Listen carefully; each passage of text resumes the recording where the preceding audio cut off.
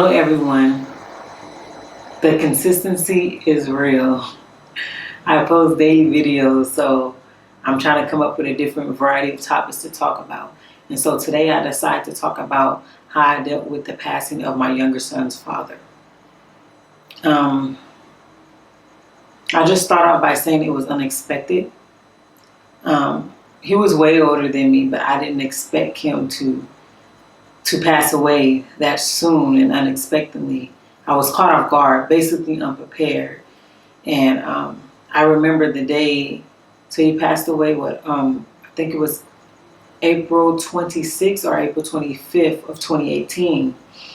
And I remember that night before he passed, I had like a bad dream. And so I was up early around 6. I don't like getting up early, but this day I was kind of already up. Like I was asleep but woke. And because of that, I heard my phone vibrate real early in the morning at 6 a.m., 6:30 a.m. And it was from the sheriff. I don't know what they call him, the sheriff or the chief inside prison because he was incarcerated. So he called and he was saying, hello, I'm just informing to let you know that, Cecil had passed away. And I'm just like, okay. And he was saying he passed a cardiac arrest. He's at this hospital. And I forgot what else. You were listed as person of contact. And I was just like, okay. And as he's talking in the middle of the conversation, it kind of dawned on me like, oh crap. He's calling me to tell me that my son's father passed away. So I broke down. I was just like, okay. I just kept saying, okay. And I hung up the phone and I was just in disbelief. I didn't know if I should tell my son at the moment that his father passed away. So I was just sitting there thinking, like, what am I going to do? I had called an old good friend of mine to ask her for advice, but she didn't answer, and I was just like, oh my goodness, okay, this is really real. Now I'm going to be doing this all on my own, and just didn't know what to do. So I just sat there and I looked for his family numbers that I had. I found them on Facebook and informed them of his passing, and I just ended up calling around to where the morgue was. They wouldn't let me see him because, for one, I had to have $500. I had that. It was just that because we wasn't married, they wouldn't allow me to see him, and I had to get his family permission. Some extra stuff they was just coming up with. So to this day, my son hasn't had closure. I haven't had full closure because I wasn't able to, even see that, okay, is this really him? He really died, okay? Because you can't trust these prisons. You can't trust this government. But I just remember just telling my son when he got up, I was just crying. And it was like, Mom, I don't really cry often in front of my kids. And if I cry, it's something like just something's going on. And I just told him, I said, I don't remember what exact words, but I said, basically your father passed away. And I don't remember what his response was, but he didn't cry immediately. He didn't say anything. I don't remember him being emotional. And I called my daughter's dad crying, and I kind of like went into anxiety pack because I was like, oh crap, like now who's going to help me? I was expecting him to get out, get himself together, because when he was in his son's life, he was a good father, okay father for him. I was expecting him to get out. I'm like, now who's going to help me with my son? Who's going to teach him how to be a young man, how to survive in this world, and just be there for him. And I went in panic mode, and I called my daughter's dad, and I think I barely got the words out. I was like, Cecil passed away, and I just started panicking because I was just like all over. I just couldn't believe it. Like I felt like he left me, and although we wasn't together, we didn't have the best relationship, I still felt that he left me because now I'm left with trying to raise our son, and then trying to deal with the emotions that come with that, the mischievous behaviors that come with that, the just feeling down behaviors that I'm still learning to this day how to better comfort my son with this. And I was just it's just out of it. I remember during this time, while still dealing with the grief, a little time after that, I ended up dealing with some other personal problems, and I'm just like, wow, how can I get with this? I'm trying to figure out what really went on with his dad passing, and I'm still trying to consult my son and let him know. He started thinking like, oh, his dad didn't love him because he died, and how come he couldn't see his dad? I had to explain to like, okay, there's no funeral. I basically had to pay $500, but then I got to get the family approval, and it was just a lot of back and forth. The family didn't really communicate with me like that, and come to find out there was never a funeral, so I don't know what happened to the body. It was just a lot of unanswered questions, and it was just a lot of emotions, and it was emotional for me because I felt my son's pain. I don't know how, if my dad had passed at, I think at the time, what was he? I can't even think right now. He was what, 7? About to be 7, so he was 6, about to be 7. I wouldn't know how, as a little child, how to handle that. And I applaud my son Josiah to this day. I always say that he's the strong one because the fact that he was able to still, now late, in the beginning he was handling himself properly, but lately I've been seeing a lot of, within the last 6 months, year, a lot of mischievous behavior. And I'm like, I don't know if it's because his father, he's just giving up, if he's just tired, because I don't know how to handle it. He feels his dad left him, his dad didn't love him, and you know, why he couldn't say his last goodbyes, or how come his dad had to go and his brother dad is still here, or his sister's dad is still here, or other people's dad is still here. And I just had to tell him, you know, Josiah, for one, I was not prepared for it. Because if I was prepared for it, I would have, you know, done what I could to prepare my son for this type of grief. I just told him, you know, your dad's assignment, his purpose on earth was complete. And so, you know, once you complete your purpose on earth, it's time for you to go. I remember telling him that. I remember telling him his dad is always with him, that his dad is in his heart and he's in his blood. And if he look in the mirror, that he's always with his dad. I told him that he can always talk to his dad. I explained to him now his dad is his ancestor, and that he can talk to him at any time. He's still struggling with that because I don't think he talked to him that much, but when it gets hard and he's just having like breakdowns, like I just don't be knowing what to do. Like I really got to deal with this, and I don't really know how to deal with it. And I be getting mad at Cecil too, like even because I talk to him. That's what helps me deal with it. I talk to him as if he's here, and I'm like, man, Cecil, like, you know, either you could have gave me a warning, you could have let us know what was going on, you could have let us know you was back in prison. I didn't know nothing. Or talk to your son. Please come to him in a dream. Give him strength that he need, or let him feel your spirit. Things like that I'll say. Or it's like, or when I'm feeling overwhelmed, I'm like, hey, Cecil, you got to get your son because he tripping today, and I'm trying to be a better parent. Or I would just sit there and talk to him and just tell him, you know, thank you for, even though he and I relationship was not good at all, but thank you for helping me with my son that wasn't yours, and then being there for your son when the times that you were. I just talked to him a lot, and now that I'm fasting, I interact with him through prayer and fasting, and I just say, you know, just give me the strength. And if I'm being a bad parent today, or I'm having a hard time and I'm struggling, I'll say, you know, I'm sorry, Cecil. You know, he probably done left this earth thinking I'm going to just protect this child and do what is needed, and I'm not doing it. I'm failing as a parent, and you know, and I ask for his forgiveness, and I also tell him, you know, protect me, protect your son, give me the strength that I need, and things like that. During the time when this happened, I remember I love music. I've said this before in a video. I truly love music, and as a black culture, we know how music have gotten us through a lot of things, through slavery, through hard times, everything. And so I just remember just listening to music a lot, listening to a lot of Aretha Franklin, or just music, period, to help me cope with this. I'll just lay down in bed sometime, like just kind of blank, like I'm really going through this. I really have to raise my son without a father.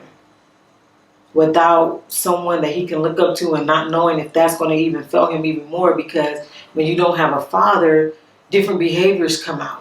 I've dealt with him crying himself to sleep. I've dealt with him just like being scared a lot. He mentioned to me, I should ask his permission, hon, that's personal. But he's mentioned to me certain signs, and he got a little scared a couple of times. And I said, it's okay. When you ask for something and you pray for something, sometime it happens. You just got to be prepared. It's just so many emotions. A lot of the times he's strong. Some days he's strong. And some days, just those days that it's just hard and I just don't know what to do. Then I start crying because I'm like, thank you, C. So now I got to deal with this on top of everything. And I don't know if I'm sounding harsh, but it's just, that's reality how I'll be talking to him sometimes. It's like, goodness. And I'm like, well, dang, Creator, like, what's going on? Why? I mean, just don't know. Just don't know. I'm still just dealing with it, and I'm still learning how to process it still. Even today, what made me talk about it is I was just sitting there listening to music, and it just dawned on me like, oh, his dad's not here. I have those moments. And then I get emotional, and I don't get emotional cry because I loved him or anything. It's just because I'm like, despite our relationship, he could have been a great example for his son. Despite his mistakes and him going to prison for whatever reason, he could have been there for his son. And it dawns on me like, man, I really got to do this alone. And so if anybody's going through this, have gone through it, just be encouraged. Just take it a day at a time. I really just literally took it a day at a time.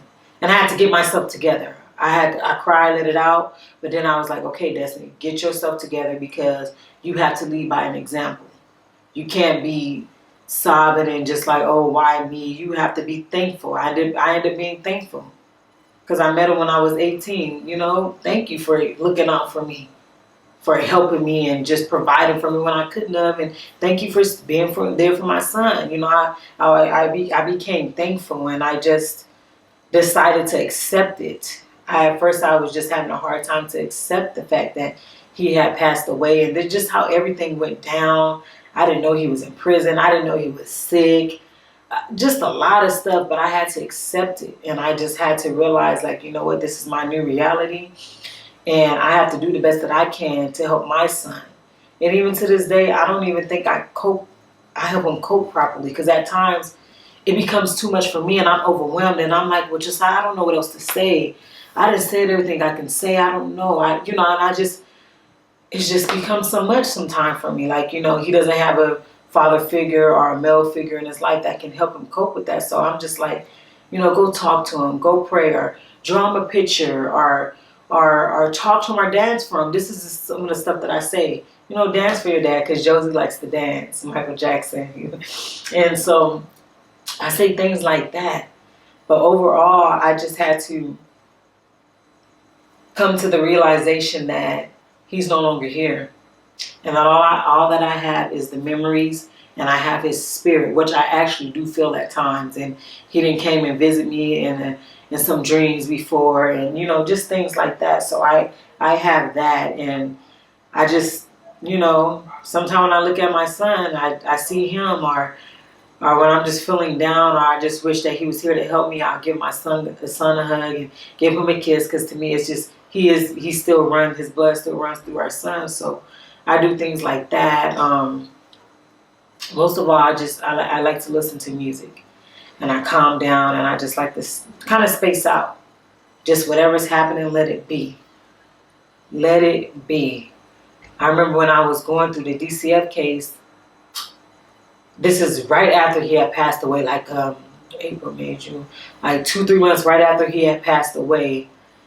I dealt with the DCF case, and I was just like, oh my goodness, I am such a failure.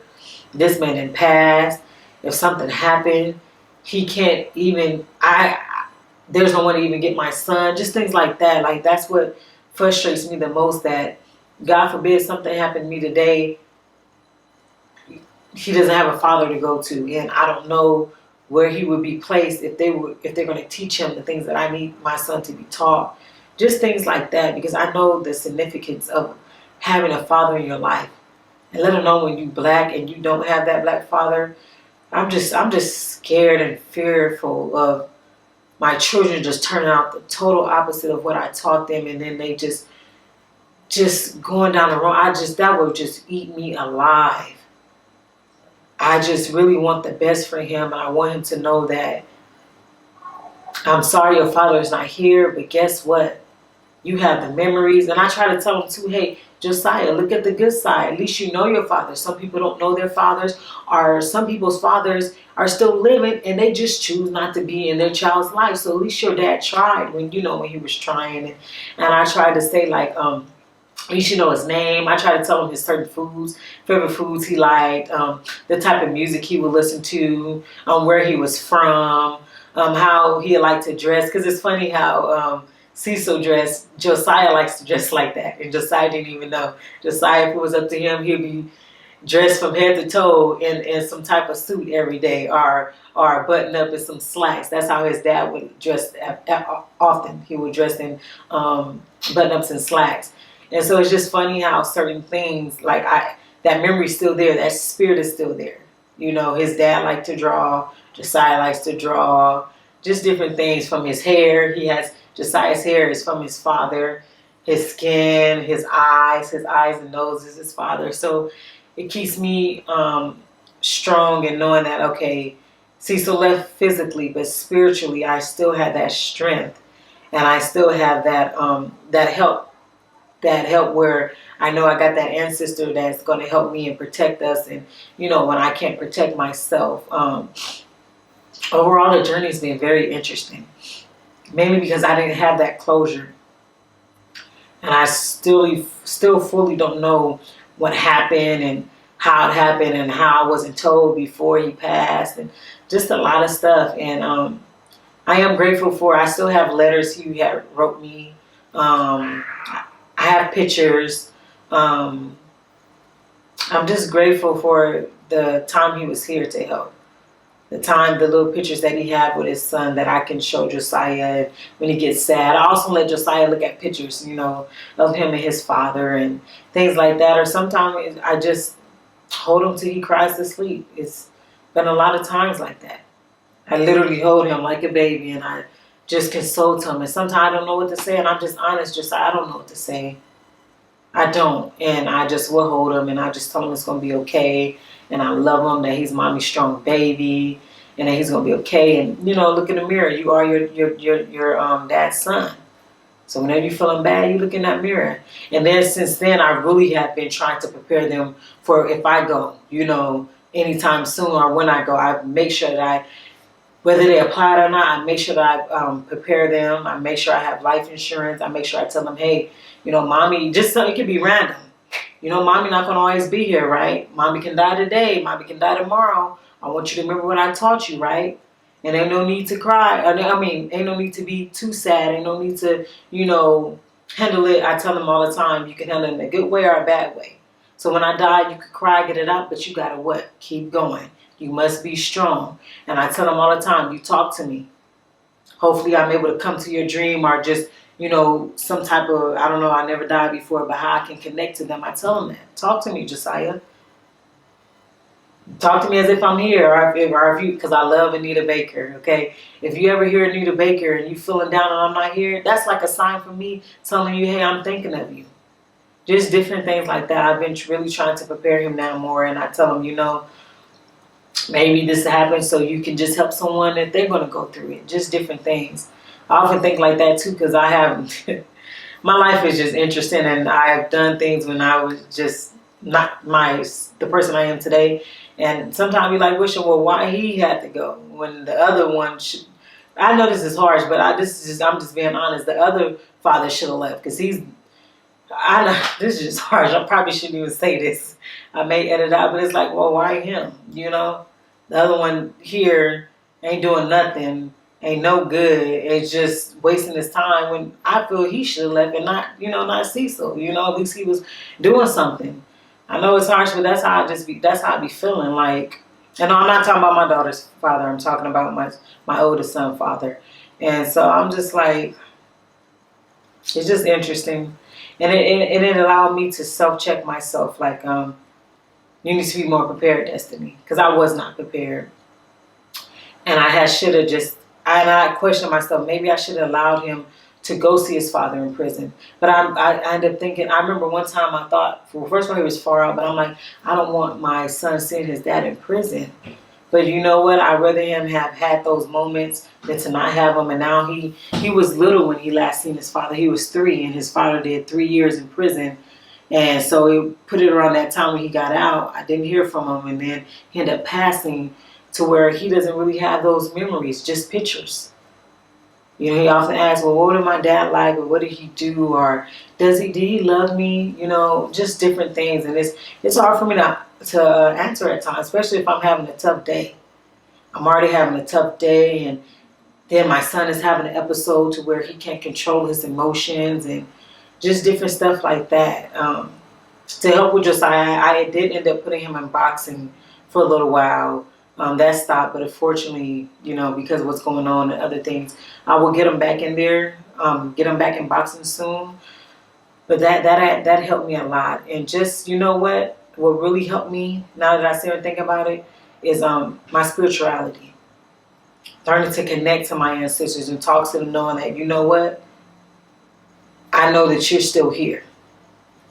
It may sound strange, but at times I feel like I feel Cecil's spirit, or like when I'm talking to him, I feel his spirit, or he'll give me a sign, or I just ask for strength. Or when I'm just feeling down as a mother, like, I just really got to do this alone. It's even more harder because I got to do it alone, and, you know, you're not here to help. Because honestly speaking, it's weird. He wasn't patient with me, but he was a patient as a father. You know, he was patient, and I feel he was a better father than I would. And if he was living, our son would have turned out better. So because of his passing, I just feel like that I'm going to feel my son even more, because I don't have it all together. I don't have all the answers.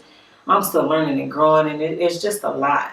So, you know, cherish the father of your child. I mean, the father of your children more, and allow them to see their parents, because you just never know.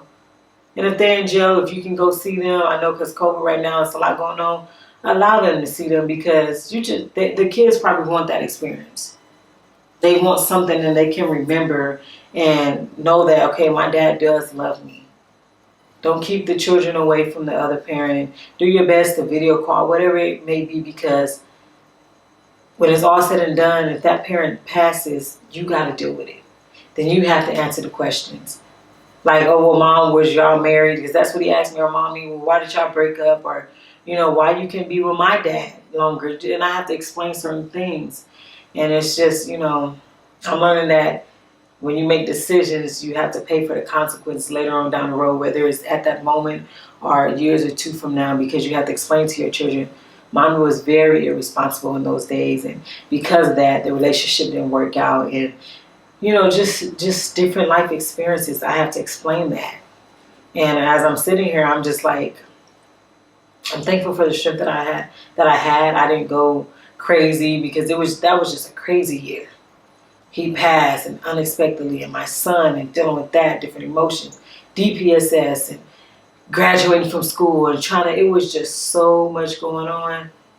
It was so much going on. And because of his passing, I may not show it a lot, but I do value my daughter's father more, as far as like him being in her life. You know, I appreciate him on that level. And it's just like, you just never know. You never know. And if I could tell him, like, before he passed, if I were to tell him, or if he's listening, or however it works, you know, I would say, you know, thank you for helping me with him. He not only did he help me with him, he helped me with my oldest son. And, you know, thank you for just being there when you were battling whatever you were going through. You still tried to be in your son's life, and I thank you for that. And I just hope that, Cecil, you just continue to strengthen your son. And, you know, come to him in a dream, comfort him, whatever it may be, but just give him that strength and energy he needs, because he needed it. And, you know, and just thank you. That's what I will say to him. That's all I could say. And, you know, and I appreciate life even more. I hope this was helpful. I guess I explained how I dealt with it. I dealt with it my way, the Deystany way. Get it? And it consisted of meditations, praying, talking to him, listening to music, and in reality, Josiah, his strength, how he handled it. I was so surprised as a 6, 7 year old, the way he handled it made me stronger, because I'm like, if he being strong, I can't be around crying all day and all this, and he not, and he strengthened me to like really get myself together. That boy, he's just so strong. It's amazing, you know.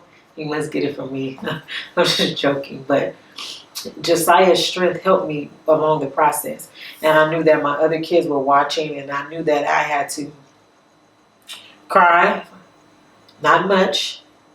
And then when I had to cry much, get it out, and I will cry. It could be in the shower, just however I'm feeling. I cry and I say, all right, I gotta get myself together. And I get myself together. And it may not be that easy for everyone, but you know, we just gotta, death is something that's gonna happen, and we just have to be prepared. And we have to appreciate everyone, whether it's your children, your spouse, your family, your parents, whoever, other family members, cousins, aunts, whatever it is. Appreciate that time, because we're not promised today. And while I'm talking about death, y'all, please get life insurance if that's what if y'all want burials and all that. Because me personally, I'm just throwing it out there.